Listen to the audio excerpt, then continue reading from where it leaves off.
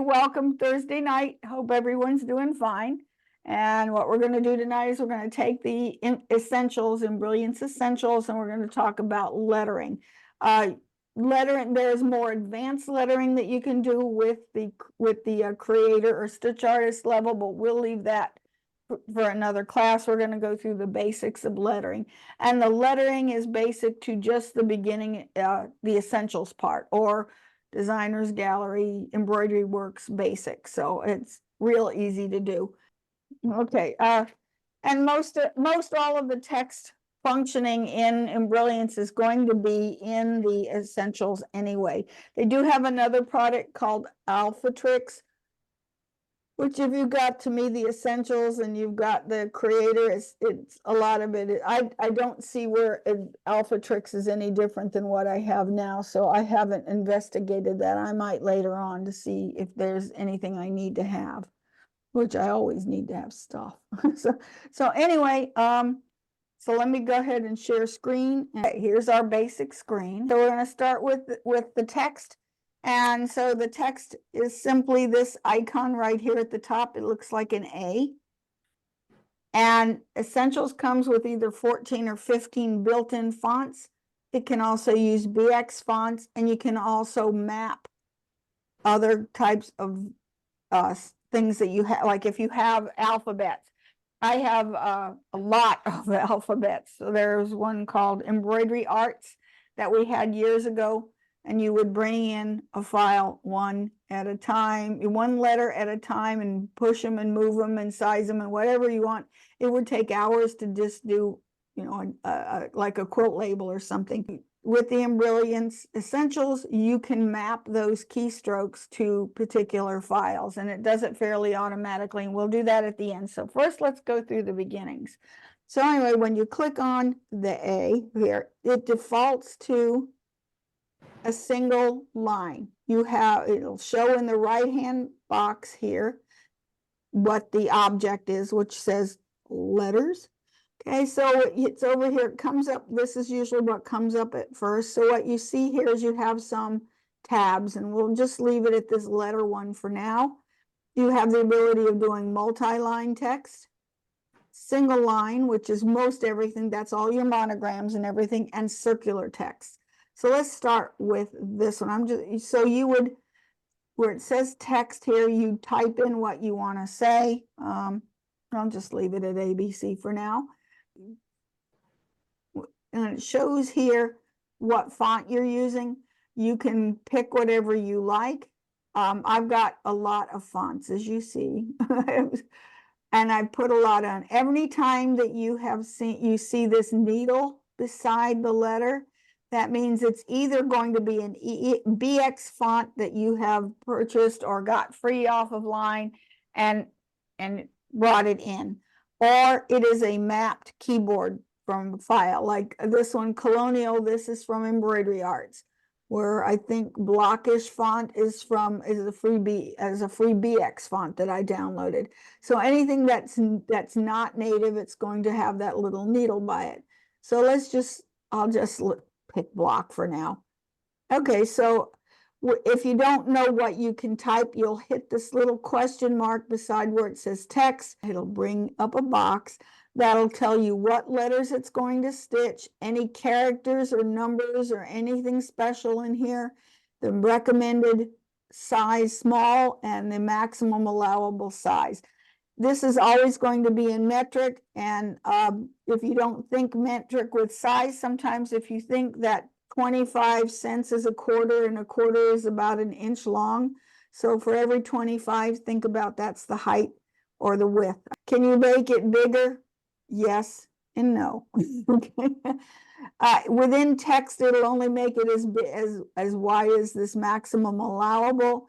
You would then have to convert it to just stitches so that it's a separate design and make it as big as you want to. So there's a work around everything. Okay, so I'm going to just close that for now. So, and if you don't like what you see, you can just go to another block.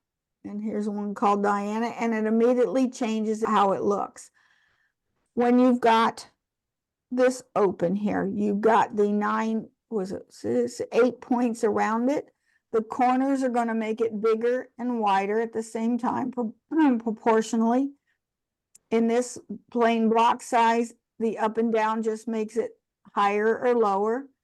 And this is, you know, the width. So this, a lot of times with the size, if you get it the size you want it, I usually will read in the lower right-hand corner over here, it'll say selected and how big it is. It's 3 1/8 inches wide by 13/16 of an inch high. So say I needed 1 inch lettering. Okay, I just scooted out. Okay, I need 1 inch lettering, and yeah, that's good.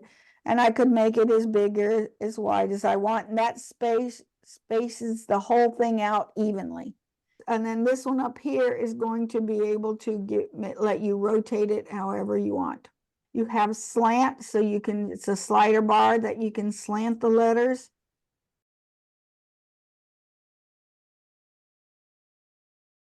I pick this green thing in the middle, the green square in the middle. Now it changes. See how now you've got the green square with an arrow at the top, an arrow at the bottom, and a little blue dot beside it. So when you pick the one in the middle, the square one, you are controlling that letter independently, and that you can size it. You now have independent little handles that you can make it bigger. And I think you can also, now this at the bottom means that it's going to move everything to its right along with it.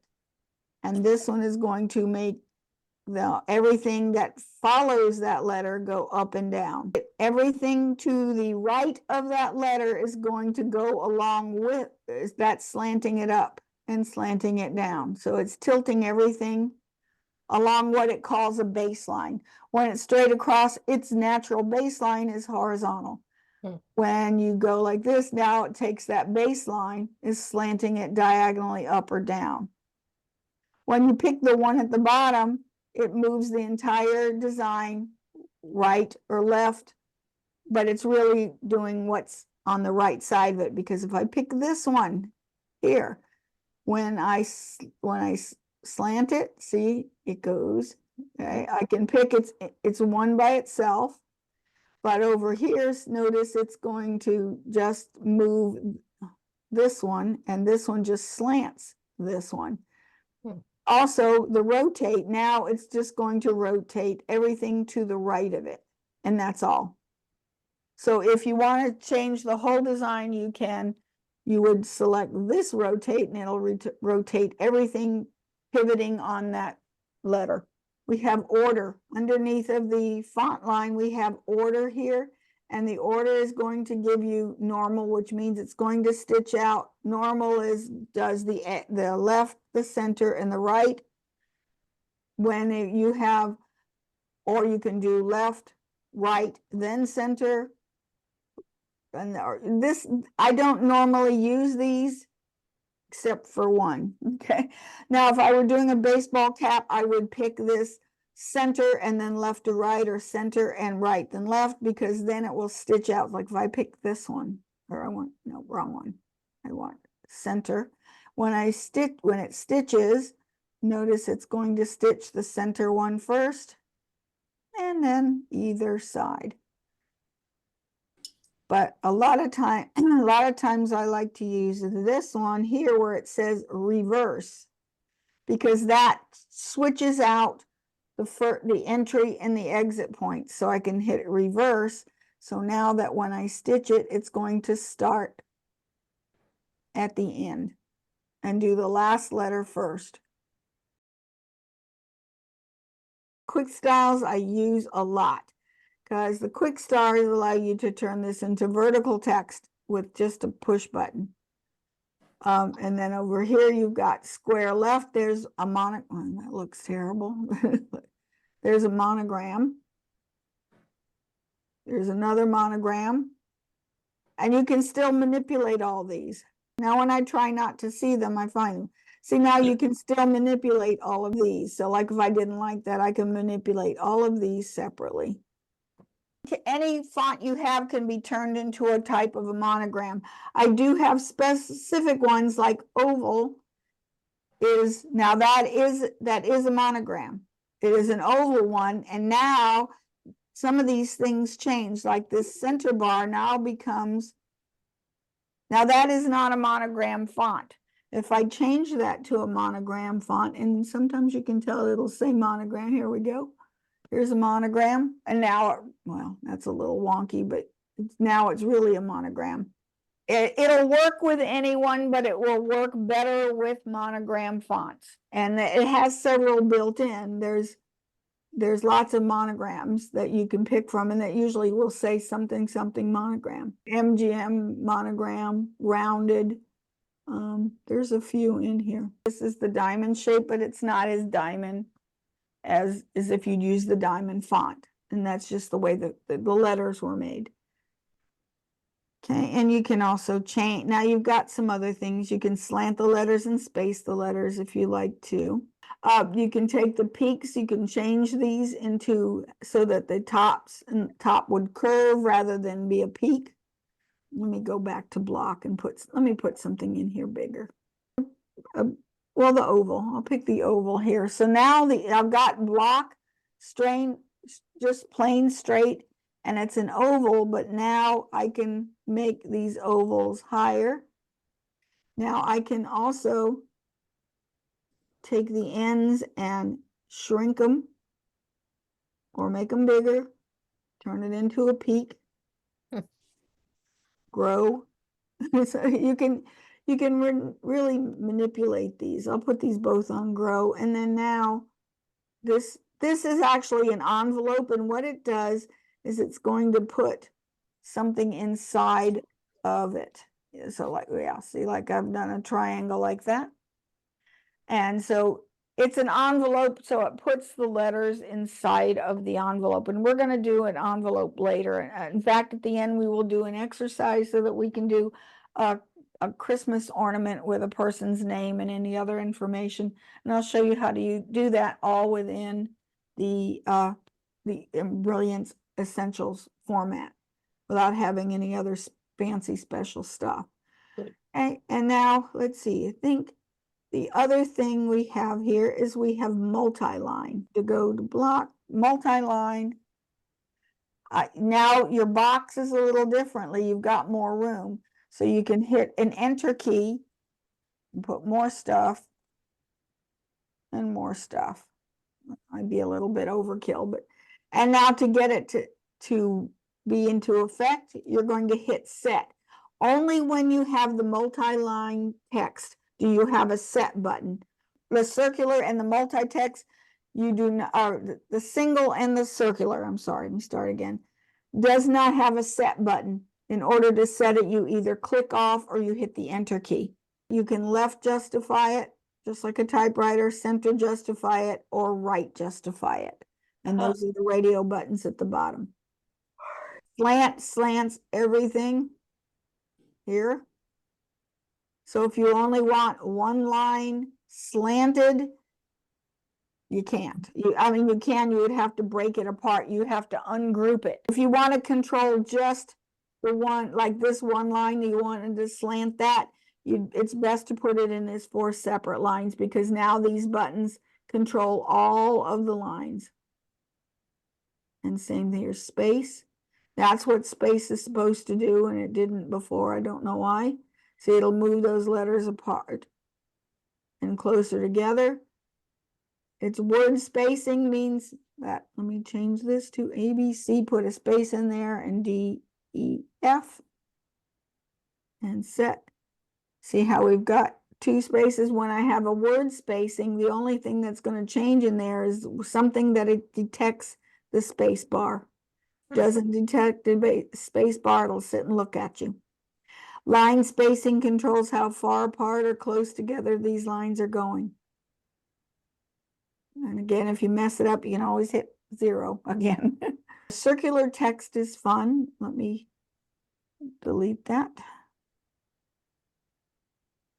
Okay, and you come up a little higher so we can see. So here's my circle. It's a I put in a 4x4 frame, and we'll just say, I don't know, what can we say? ABC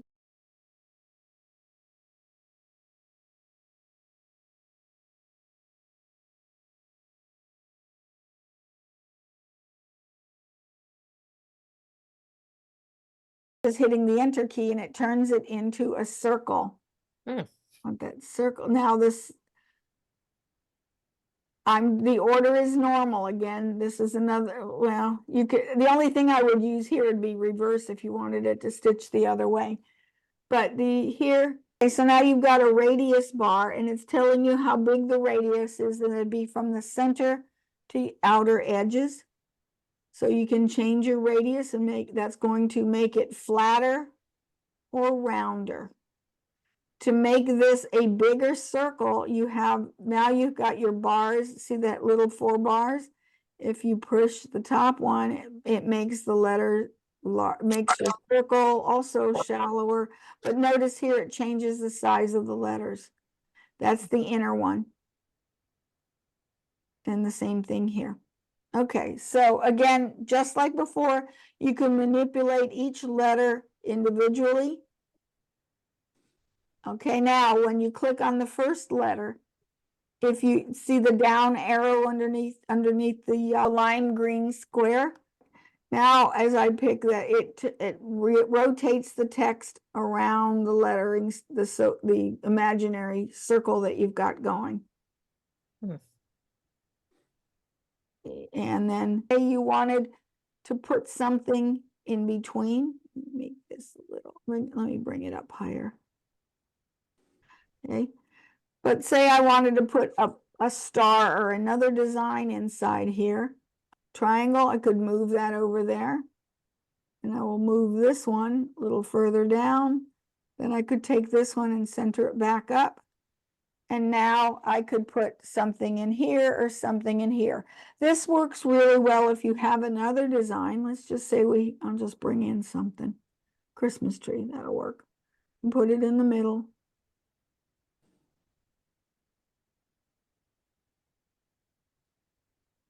Now let's make it a big tree. Bigger tree here. I'm going to change this to just 2 things here. I'll get rid of the X, Y, Z. Enter. All right, and I want to move this around. I'm going to move the whole thing over a little bit. Scoot this. Sometimes it takes a little playing with. And I'm just going to move it out. I'm going to make that radius tighter. Too tight. There, because it wasn't fitting. And I can move this where I want that to go. I'll start at this end, get that where I want it to go, and then I will take this here, and then everything moves over and scoot it out. And so now I've got some text going around the lettering in a different way. Because a lot of times you'll like do a teddy bear and put kid's name on one side and then 2024. That would be a cute. I'm going to get rid of that for now. I'm just putting extra letters. There we go. Now as I make this radius smaller, it starts to spiral in. And let me put some more out there, put more lettering in here. Okay. And it's like way too big, but as I spiral it in, it should fit. Always make it bigger than what you want. So now it fits in that hoop. The problem with this is that whatever you're typing starts in the center and works its way out. It's not until you get to Creator that you can switch that. Reverse would just have it stitched the other way. Okay, it just starts stitching at the end. Let's go with some lettering and just plain block. Okay, when it's on stitch, let's talk about what we have in stitching. So let's make this bigger so we can see. You have letters here. You have stitch. Now the letters are going to get to the stitch points. So here, autofill, I usually leave that the same. I haven't messed with that. What that does is it's going to set the inclinations, and if it decides, there's some algorithms in here that say that if the satin stitch gets too big, then it's going to turn it into a fill stitch automatically. So you may or may not want that on. If you're finding that it is you want long satin stitches and autofill is on, that means it might convert that into a fill stitch instead. So where it says none here, you can also change the pattern of it. So like none means it's a plain satin stitch. So it's just going to stitch from one side to the other. Now you can force your patterns. You can take a tatami, which is your normal fill. I go bigger. See, now it's a normal fill stitch that there, and then, but you can also use the patterns. There's different patterns. You can take waves and it'll put the waves in. It makes it a textured fill stitch. Some of them also, you have to watch some of them because they really add a lot of stitches to it, a lot, because every time you see a pattern in here, that is caused by the needle going in and out at a certain spot. So sometimes these letters can really change. When you put a pattern, it's going to really make it very dense. So you have like scales. That was 5,200 in that. And like even if you have it on none, which is a satin stitch, we're down to 1,900 stitches for these 3 letters. You put a pattern in it, such as the chevron, it's up to 5,000 stitches. So you got 5,000 more stitches than you had before, or 4,000 more stitches than you had before. So you got to watch those sometimes, that it can make it too big. Here you can limit the density. Like a lot of times if I was going to use a chevron pattern, I'm going to limit that density. Take it, make it bigger, it makes it less dense. The bigger the number, the more fabric you see through. This is going to make it bulletproof right now. Oh yeah, it's got 25,000 stitches. Yeah, not a good idea. I'm going to go back to the normal satin stitch. Okay, now you've got pull compensation right here. Now right now we're talking about the normal built-in letters. We're not talking about the BX or the mapped out letters. This is the built-in ones. That when you have pull compensation, a lot of times if you're doing towels, you want to up that pull compensation, because as I make this pull compensation bigger, notice how the letter gets fatter. Stop. There we go. Okay, see how the letter gets fatter and smaller? And what it does is it over stitches the line. 0 means it says exactly as designed, but you can inflate those a little bit. Now, remove hidden stitches with Embrilliance. With Embrilliance, when you save your design, it and you've overlapped the letters or overlapped anything, then when you save it, it automatically will remove hidden stitches unless you do a couple of things, and I'll show you. So if you've got something that you do not want those letters to be you want them to be overlapped and you want them to stay, then you've got to remove this remove hidden. I usually will leave it because then you don't have to think about it, that it's going to take stitches out. What nearest point means that when you have 2 letters close together, it's going to try to put the entry and the exit as close as it possibly can. And a lot of times, especially with small lettering, if you've got those letters close together, you do not need to cut those jump stitches. They're going to be close enough. This is to keep you from having to jump stitches.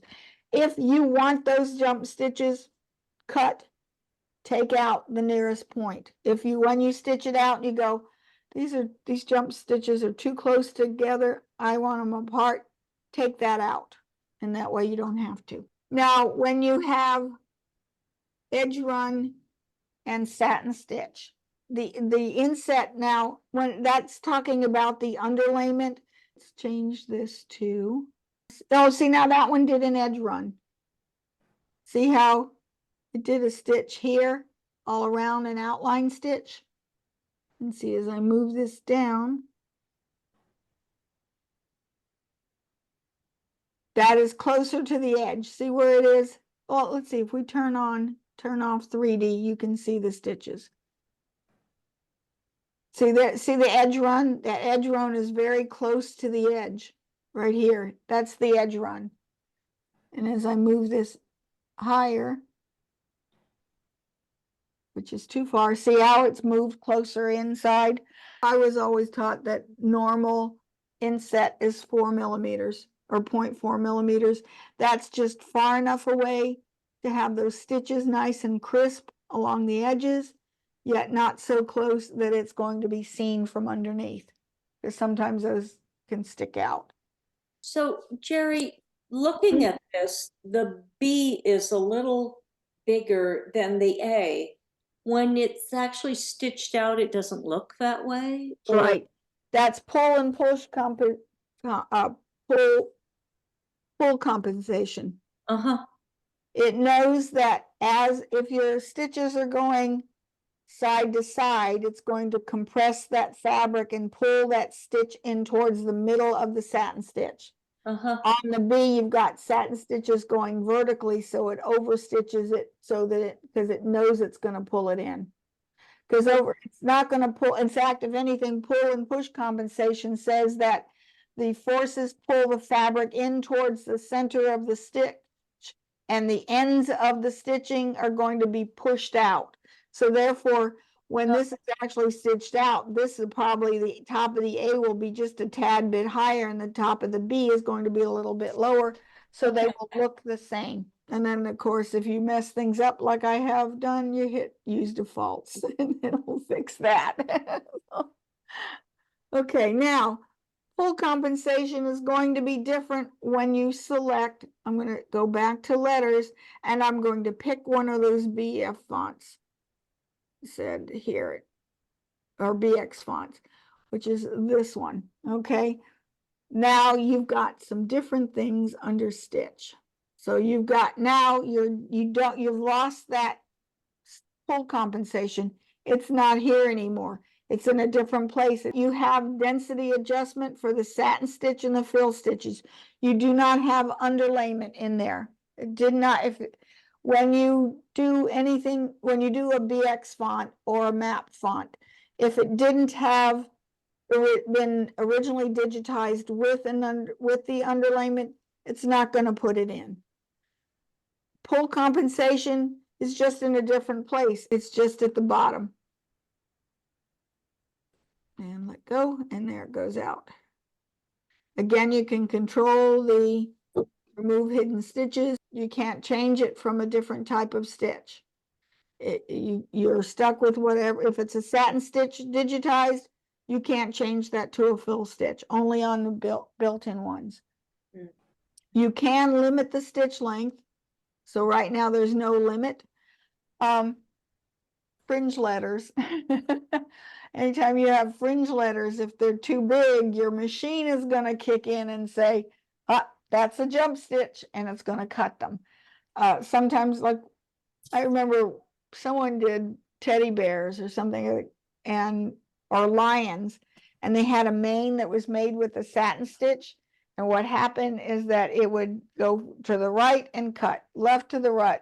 So, that's where, if it was a satin stitch lettering, and there are things called fringe letters that I know John Deere has got a bunch of them that it's like fringe, where he does a super wide satin stitch, puts a running stitch through the center of it, and then you pull the stitch on the back, and what happens is it becomes a fringe letter, like sort of chenille work.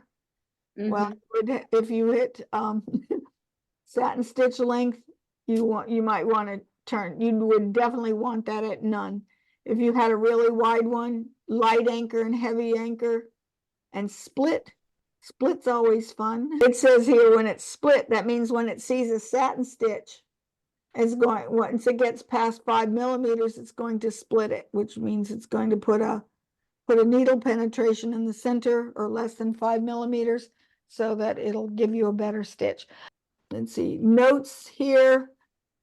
You can put anything. You're like, hey, don't make this way because it turned out horrible. You can make any kind of note.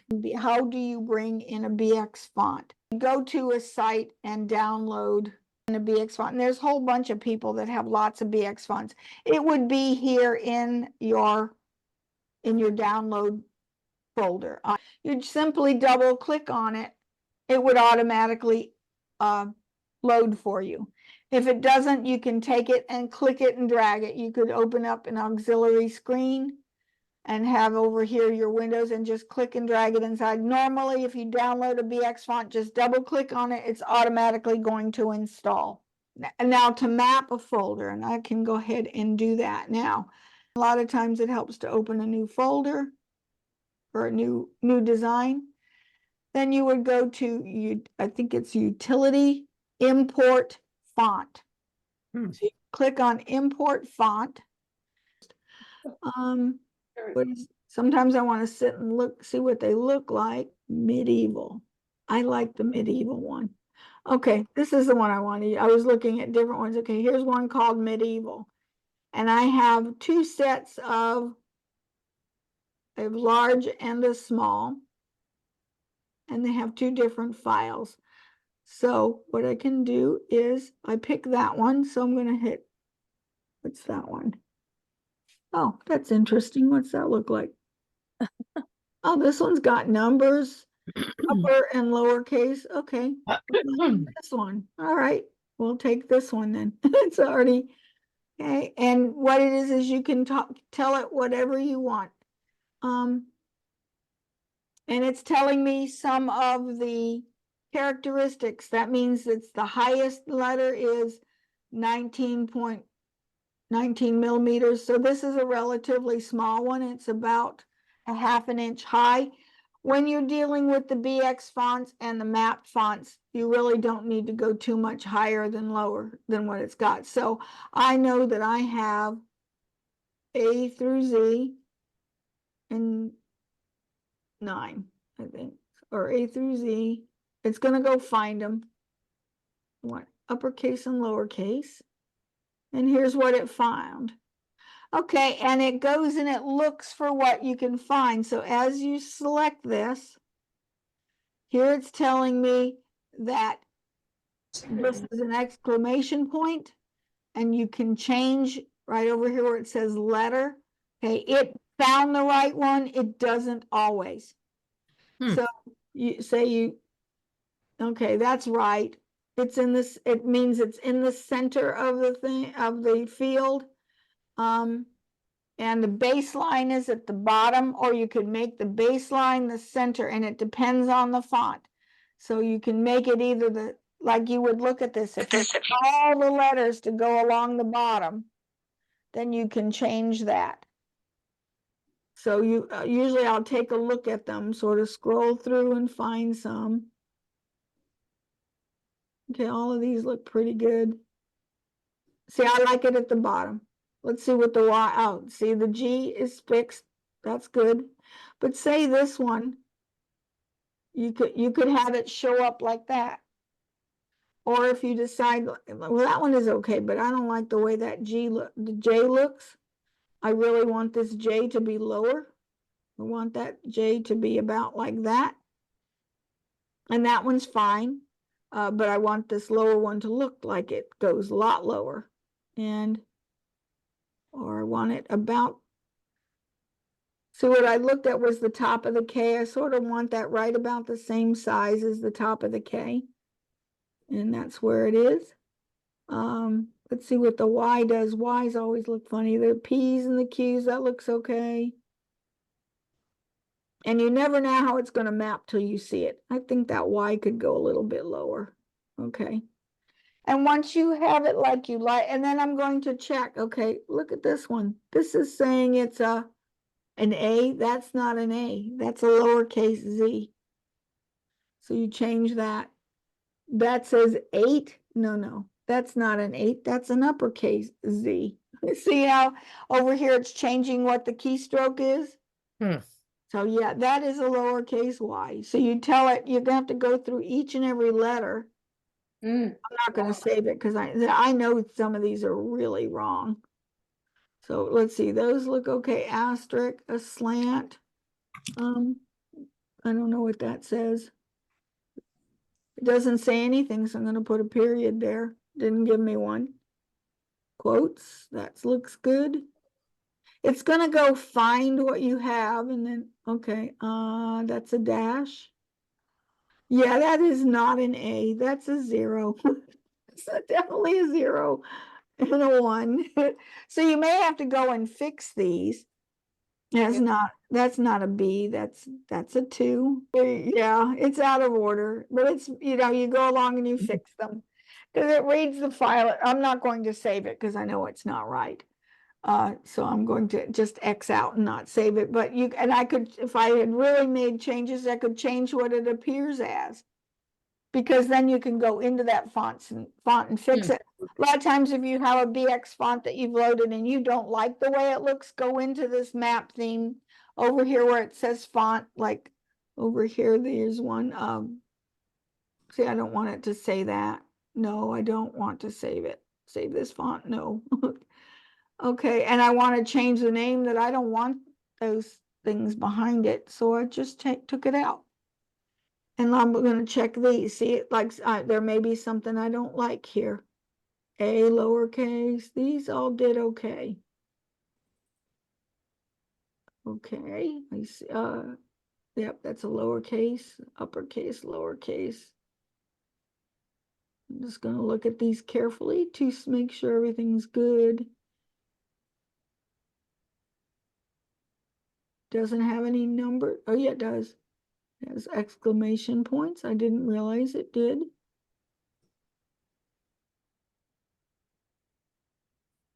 What's fun is to go into the one where's that's not a question mark.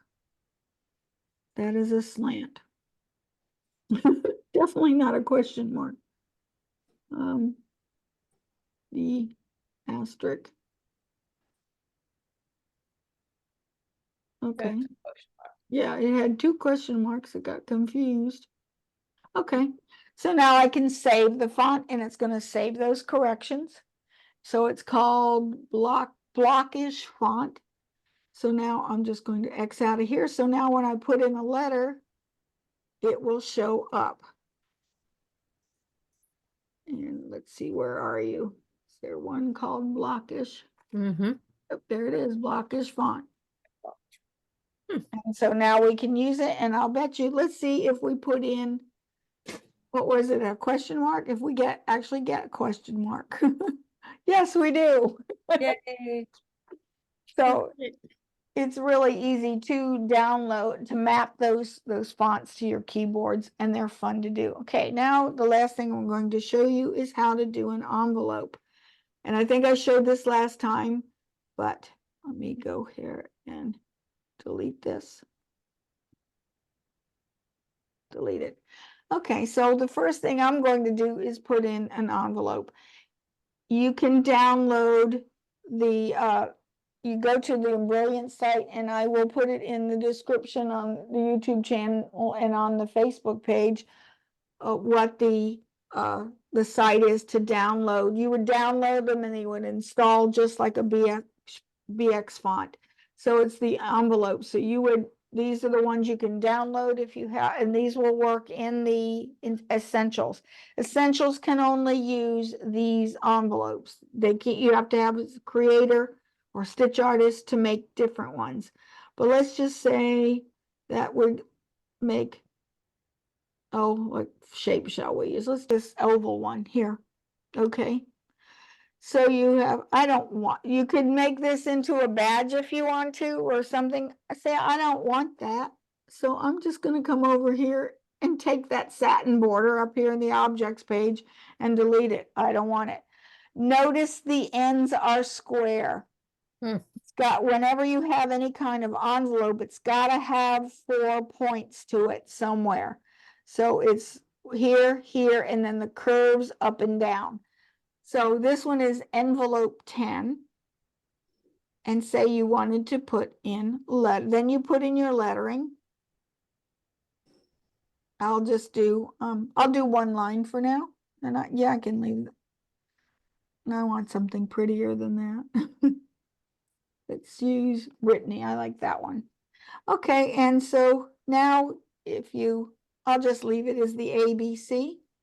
So it says letters here on the object panel. It says letters. So you're going to double click in there till you get letters. You put a space, and then the envelope is envelope 10. So I'm going to give it envelope 10, hit enter, and see, did nothing. But as soon as I click outside, it now fills that box. So yes, so like say if I get rid of this one, and yeah, now it went back to normal, and I put in a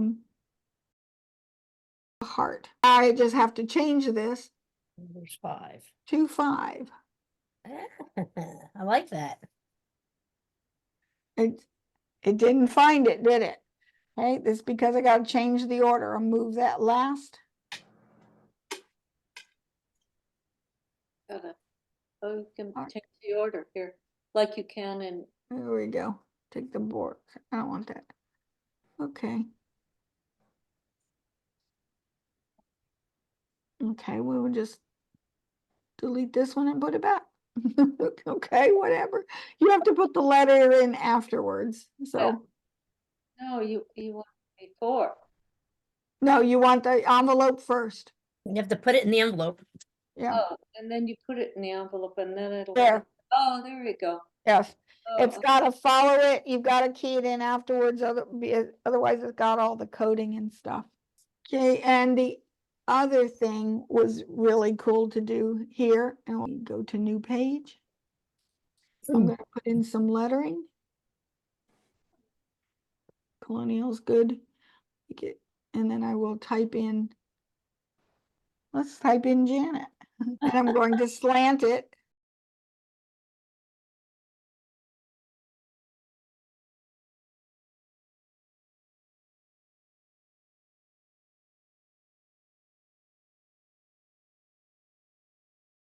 Right in the middle here. Okay, so now that'll work now. And now I need to change the colors, one color, and change it to all that color. All righty, now I'm going to convert to stitches. And I'll right click on it. Right click, convert to stitches. Okay. Now I'm going to select this, select it. Now go to the carousel. There we go. Now it did something. Let's see, 130, 160 by 160. Let's get them closer together. Let's go 100 by 100. You have to sort of play around with the numbers and get them. Okay, you can also auto rotate, rotate all. Let's put some more in. They're getting that, and you can making it smaller brings them together. Yeah. Make it smaller. I'll do 7. Oh, I like that. A Janet pinwheel. Oh, that's cool. I like that. Okay, I like that one. All right, I can do it. That's really cute. And so now you can take this and I could put in. Jerry, you're gonna have to send this to me as a. Okay, I'll save it and send it to you. Janet pinwheel. I like that. That turned out really cute. It's like a flower. Pretty. I like that. So let's just say I want to put only between you guys who've all been through so much of this together. Oh my God. I really like, but see, that would make a cute little ornament here. So you could even add knockdown stitches to it underneath of it so that you can have something so it would stick together. Poster. So like you can take, now this, I would take this and group it. Yeah. Okay, add knockdown stitches. Okay. This would be a thing, this you would have to have the enthusiast version. And okay, I can make them however dense, that's good. I'll hit okay. And now it would stitch on, now that would look cute if you would just put that on a, you could just put that on some netting, you know, some, what do you call that stuff? Bridal tooling. Oh yeah. Hoop 2 layers of bridal tooling with some washi in between and then stitch it out. I would probably go ahead and I could take my lettering, make an O, and I'll do it in a block O.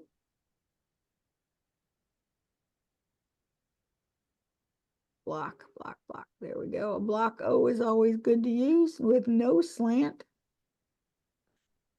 Too big. and move it. It's not quite even. Oh. What's Make an that? ornament. Yeah, Oh. it's a hanger. Mhm. No, no, I'm Um, definitely not doing that. You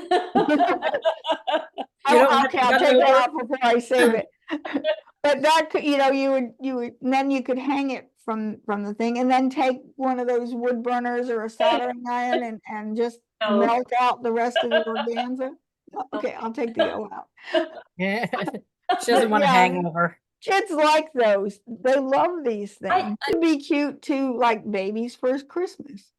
So Oh, you go to your envelopes and there's an Embrilliance outlines and then there's the Embrilliance one. I'm going to the Embrilliance one and I'm going to pick the little Christmas ornament. aw. Okay. I'm going to make that big enough to fit in the 5x7 hoop, just so that it's big enough to have some lettering. Mhm. That's awfully big, but well, let's make it so the middle isn't any bigger than 4 inches by 4 inches. Okay. All right. And so I'm going to center it in the hoop. Okay, it's centered in the hoop. And how I did that was up here at the top. There's the little blue thing in the middle next to the flip bars. So I'm going to go into the envelopes and pick out the circle. No, I want envelopes, not outlines. Envelopes. And I want the circle. Okay. I don't want this part of the circle. I'll delete that. I'm going to position this, so I'm going to move it in the middle, and I need to make it so that it fills. So I'm going to make it bigger. I want it to just touch the edges of the circle. And a little bit there. It's not going to stitch out. Where it says envelope, it's not stitching that out. There are no, it's just an envelope. And then we go into text. And I'm going to pick a small, that's new colonial one, I think was really small, but I'm going to do multi-line. Okay. Okay, or Lyrics First Christmas, Lyric. Lyric, Mm-hmm. apostrophe, yeah, babies first. And I think it's kind of big. I'll put XMAS. Okay, and set. It doesn't do anything. So again, we're going to turn this into 12, letters 12. And it, oh, no. Well, it's Hey, it doesn't do anything, but right here, there. Oh, yeah, I don't like that one too much. Let's see what we need to fix on it. So let's go back to fix it. down. Let's move this in and this in. Move it all over a little bit. It's just a little.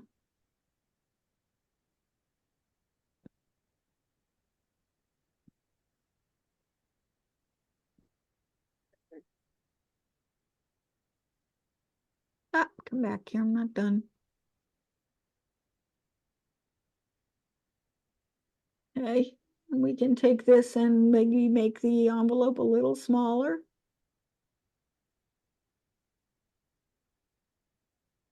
Hmm. Yeah, we can pretty much see all of it now.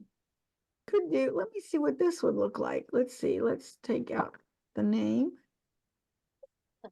Delete